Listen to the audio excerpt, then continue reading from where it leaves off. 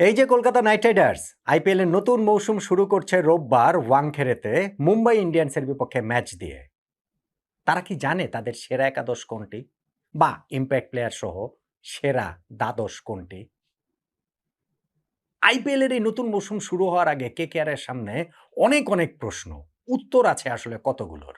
নতুন কোচ অভিষেক নায়ারকে সেই প্রশ্নগুলোর উত্তর খুঁজে বের করতে হবে, তা না হলে টুর্নামেন্ট শুরু হতে না হতেই তো প্লেঅফের রেস থেকে ছিটকে যেতে পারে এই কলকাতা নাইট রাইডার্স।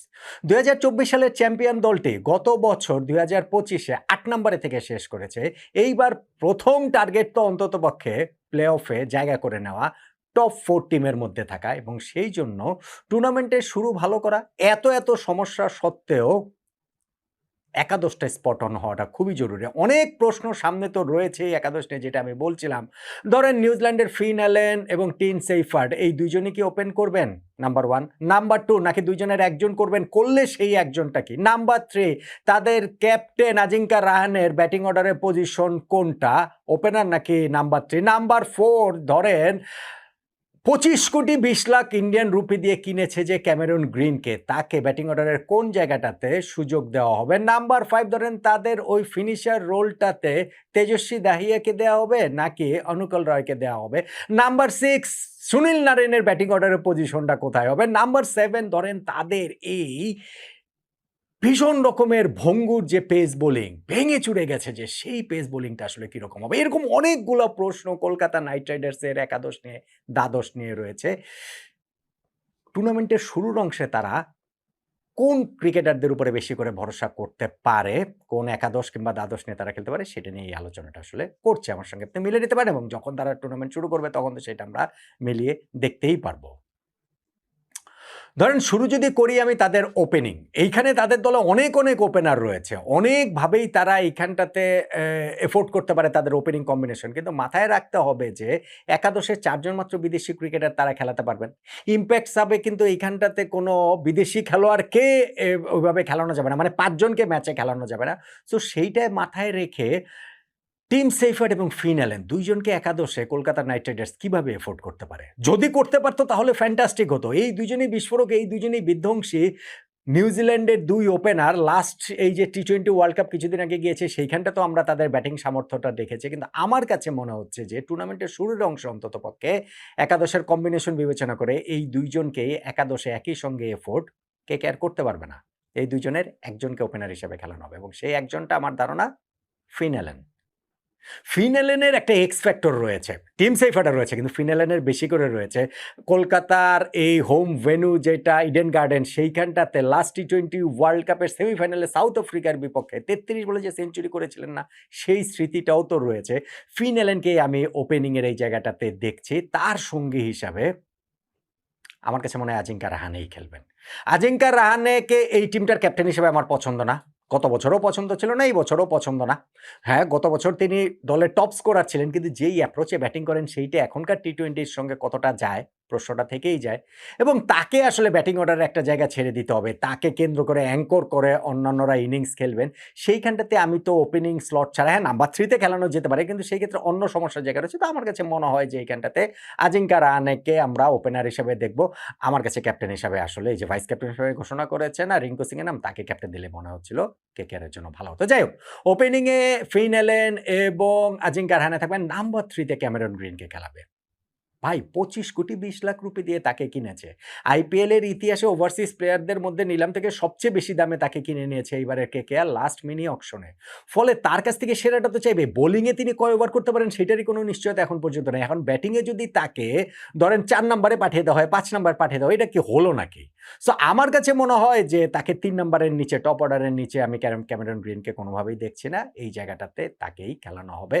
নাম্বার 4 এ অঙ্ক্রেশ রাঘবংশী, তাকেই খেলানো। এই জায়গাটাতে ধরেন তাদের অপশন রয়েছে রোবম্যান পাওয়েল, মানে মিডল অর্ডারের এই জায়গাটাতে ওয়েস্ট ইন্ডিজের পাওয়ার হিটার, বাট 4 জন মাত্র বিদেশি ক্রিকেটার খেলাতে পারবে একাদশে। ফলে সেইখানটা থেকে আমার কাছে মনে হয় যে টুর্নামেন্টের শুরুর অংশে অন্ততপক্ষে আমি রোবম্যান পাওয়েলকে এইখানটাতে দেখছি না। 4 নম্বরে রঘুবংশী, 5 নম্বরে রিঙ্কু সিং, তাদের যে ভাইস ক্যাপ্টেন, এবং তাকেই আসলে ক্যাপ্টেন করাটা উচিত ছিল।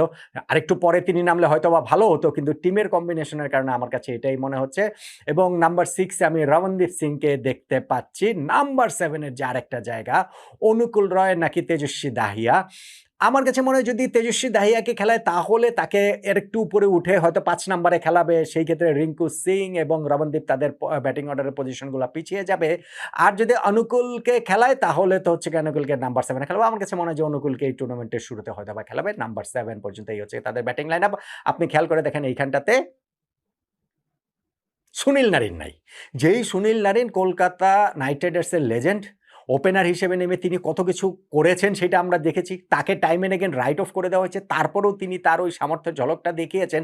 কিন্তু এইবারের কলকাতার যেই টিম কম্বিনেশন সেইখানটাতে আমি বলছিলাম টিম সেইফার্ড রয়েছেন, ফিন এলেন রয়েছেন, ক্যাপ্টেন আজিঙ্কা রাহানে আছেন, ইভেন ক্যামেরন গ্রিনও ওপেন করতে পারেন। ফলে আমার কাছে মনে হয় না যে ওপেনিংয়ে আসলে এইখানটাতে খেলানো হবে সুনীল নারায়ণকে এবং ব্যাটিং অর্ডারে তাকে ওই ৮ নাম্বারেই আমি আসলে দেখছি। তার সঙ্গে স্পিন বোলিংয়ে বরুণ চক্রবর্তী রয়েছেন। এইটা কলকাতার ভীষণ শক্তির জায়গা। প্রবাবলি পুরা আইপিএলের সবগুলো দলের মধ্যেই স্পিনে সবচেয়ে ভালো যেই কয়েকটা দল রয়েছে তাদের মধ্যে এই কেকেআর রয়েছে। বরুণ চক্রবর্তী এবং সুনীল নারায়ণের স্পিন জুটির কারণে। আর ২ পেসারের ওই জায়গাটাতে আমার কাছে মনে হয় যে ব্লেসিং মুজারাবানি অন্ততপক্ষে তাদের পেস বোলিংয়ের এখন যে অবস্থা তাতে করে মুজারাবানিকে এখানটাতে খেলানো হবে। কেননা তাদের পেস বোলিংয়ে মুস্তাফিজুর রহমানকে শুরুতে নিয়েছিল, তাকে পায় নাই। সেটা আমরা জানি কোন প্রেক্ষাপটে পায় নাই। মাথিসা পাথিরানা ইনজুরির কারণে এখনো মানে টুর্নামেন্টের শুরু অংশটা মিস করবেন। হার্ষিত রানার পুরো টুর্নামেন্টটা শেষ। ওইখানটাতে হচ্ছে গিয়ে আকাশদ্বীপেরও পুরো টুর্নামেন্টটা শেষ। বৈভব বরোরাকে একাদশে এই জায়গাটাতে খেলানো হবে বলে আমার কাছে মনে হয়। এবং থার্ড আরেকজন যিনি মানে এইখানটাতে 12 ম্যান আমি পেস বোলিংয়ে যদি ওইভাবে বলি তাহলে কার্তিক তিয়াগাকে রাখা হবে কলকাতা নাইট রাইডার্সের এই একাদশ কিংবা দ্বাদশের ওই হিসাবটা যদি আমি করি। তাহলে আমার কাছে মনে হচ্ছে যে কলকাতা নাইট রাইডার্স অন্ততপক্ষে টুর্নামেন্টের শুরুর এই অংশটাতে তারা এই কম্বিনেশনে যেতে পারে। ওপেনিংয়ে ফিন এলেন, আজিঙ্কা রাহানে, এর পরে Cameron Green, Angkrish Raghuvanshi, Rinku Singh, Ramandeep Singh, Anukul Roy, Sunil Narine, Varun Chakravarthy, Blessing Muzarabani এবং বৈভব অরোরা, ইম্প্যাক্সা বা ওই যে ১২ নম্বর আরেকজনের কথা যদি বলি সেটা কার্তিক তিয়াগি। এইখানটাতে বিদেশি ক্রিকেটারের এখানে ফিন এলেন থাকছেন, সুনীল নারিন এইখানটাতে থাকছেন, ব্লেসিং মুজারাবানি তিনিও এই জায়গাটা থাকছেন এবং ক্যামেরন গ্রিন। এই ৪ জনই বিদেশি ক্রিকেটার। আমি এইখানটাতে একাদশে বা দ্বাদশে ধরেন রবম্যান পাওয়েল কিংবা ধরেন রাচিন রবীন্দ্র তাদের সুযোগটা এই শুরুর অংশটাতে অন্ততপক্ষে দেখতে পাচ্ছি না। কলকাতা নাইট রাইডার্সের একাদশটা দ্বাদশটা ঠিক করাটা বা ক্লিক করাটা ভীষণ রকমের জরুরি। তা না হলে টুর্নামেন্টের শুরুতেই তারা হয়তোবা এতটা পিছিয়ে যাবে। পরবর্তীতে যদি তাদের ওইখানে মাথিসা পাথিরানা ব্যাক করলেও কিংবা তারা ধরেন ওপেনিংটা সেটেলড একটা ওপেনিং পেয়ার পেলেও অন্যান্য ক্যামেরন গ্রিন ফর্মে ধরেন এক্সপেকটেশন তো রয়েছে শুরু থেকেই সেটা থাকবেন। যেটাই হোক না কেন পরবর্তীতে একবার পিছিয়ে পড়লে লং টুর্নামেন্ট অনেকভাবে কামব্যাক করার সুযোগ রয়েছে। কিন্তু কলকাতা নাইট রাইডার্স এবার টুর্নামেন্ট শুরু হওয়ার আগে অনেকে যেভাবে রাইট অফ করে দিচ্ছেন, আমার কাছে কিন্তু আমি তাদেরকে সেভাবে রাইট অফ করে দিচ্ছেন এবং আমার কাছে মনে হচ্ছে যে তারা যদি এই সেটেলড একটা 11 বা 12 নিয়ে তারা যদি খেলা শুরু করে এবং ঠিকঠাক মতো যদি ক্লিক করে যায়, you never know Kolkata Knight Riders এইবার অন্ততপক্ষে প্লে অফে খেলার আশাটা তো করতেই পারে। এই দলটার সেই শক্তির জায়গাটা আছে বলেই তো মনে হচ্ছে। কি বলেন আপনি?